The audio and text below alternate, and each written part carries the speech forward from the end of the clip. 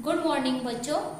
Corona virus के कारण जो हमारा क्लास है वो नियमित रूप से स्कूल में लगता था, लेकिन अभी वायरस के कारण क्लास लगना भी पॉसिबल नहीं है। इसीलिए ये जो छोटा सा वीडियो है वो मैं आप लोगों के लिए बनाई हूँ, ताकि आपका जो पढ़ाई है वो सुचारू रूप से चलता रहे। इसके लिए आप लोग को क्या करना पड़ेगा, इस वीडियो को सावधानी पूर्वक ध्यान से देखना है, और यदि इसमें आपको कुछ भी समझ में ना आए तो आप कमेंट्स करके मुझे बताएंगे, या व्हाट्सएप में भी मैसेज कर सकते हैं या कॉल कर सकते हैं। तो कक्षा 8वीं का हम आज पहला पाठ लेते हैं, जिसका नाम है वर्ग एवं घन। तो इसमें दो कंटेंट है, दो सब्जेक्ट, इसमें दो टॉपिक जुड़ा हुआ है, जिसमें पहला है वर्ग और दूसरा है घन। तो यहाँ पर हम लेंगे सबसे पहले वर्ग। तो वर्ग के बारे में आप लोग जानते हो, आप लोग को पहले से पता है कि ऐसा आकृति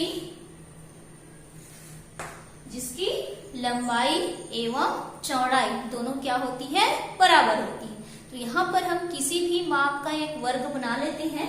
जैसे मान लें इसकी लंबाई जो है वो 3 सेंटीमीटर है और इसकी जो चौड़ाई है वो भी क्या है, 3 सेंटीमीटर है। ठीक है। अब मान लो हमें कहा जाएगा कि इस वर्ग का क्षेत्रफल निकालो। वर्ग का क्षेत्रफल, तो कक्षा 7वीं में आप लोग पढ़े हो कि वर्ग का क्षेत्रफल कैसे निकालते हैं हम, भुजा का गुना भुजा से करके। तो वर्ग का क्षेत्रफल बराबर हो जाएगा भुजा गुनी भुजा। ठीक है। अब यहाँ पर जो भुजा है वो कितना है, भुजा की लंबाई 3 सेंटीमीटर और उसकी चौड़ाई कितना है, वो भी 3 सेंटीमीटर। तो हम इस 3 और इस 3 का क्या कर देंगे, आपस में गुना कर देंगे, 3 गुना 3। तो जब 3 का गुना 3 से करेंगे तो कितना आ जाएगा, 9। ठीक है। इसका मतलब क्या हुआ कि जब हम वर्ग का क्षेत्रफल निकालते हैं तो भुजा का गुना जब भुजा से कर देंगे तो 3 का गुना, यहाँ पर हमने भुजा की लंबाई चौड़ाई कितना लिया था, 3 लिया था। तो 3 का गुना 3 से किए तो क्या आ गया, वर्ग 9 आ गया। तो जो 9 है, ये जो संख्या है 9, इसी को हम कहेंगे वर्ग। ठीक। 3 का वर्ग कितना होगा, 9 होगा। ठीक है। अब इससे हमको क्या समझ में आया कि वर्ग मतलब किसी संख्या का उसी संख्या से गुना। ठीक। संख्या का गुना, संख्या का गुना संख्या से। ठीक है। कोई एक संख्या लेते हैं, जैसे हमने कोई संख्या ले लिया 2। अब 2 का वर्ग हमको निकालने के लिए कहेगा तो हम कैसे निकालेंगे, 2 का गुना किससे करेंगे, 2 से।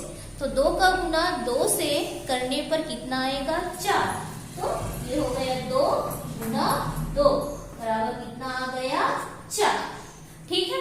अब इसको हम संकेत के रूप में कैसे लिखेंगे, 2 की घात 2 बराबर 4।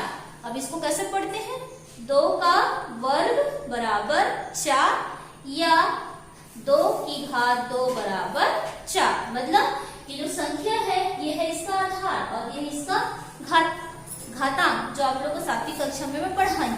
तो घात मतलब किसी भी संख्या के घात में जितना है उसका उतने बार गुना। अब यहाँ पर 2 की घात में 2 है, मतलब 2 का गुना कितने बार, 2 बार। इसी प्रकार हम दूसरी संख्या भी ले सकते हैं। जैसे यहाँ पर हम दूसरी संख्या ले लें तो जैसे ले लेते हैं 5। अब 5 का वर्ग हमको निकालने के लिए कहेगा तो कैसे निकालेंगे, 5 का वर्ग बराबर 5 गुनी 5। तो 5 पंचे कितना आ जाएगा, 25। ठीक है। इसी प्रकार हम बहुत सारी संख्या का, या हमसे जितने का पूछा जाएगा उतने का हम निकाल सकते हैं। तो आप लोग 1 से लेकर 10 तक की संख्याओं का पहले निकाल के देखना, उसके बाद में जब बन जाएगा तो फिर आप आगे निकाल सकते हो 11 से लेकर 20 तक। अब यदि इसमें आपको नहीं समझ में आएगा कुछ भी तो आप मुझे फोन करके या इसी में कमेंट्स करके आप पूछ सकते हो। ठीक है।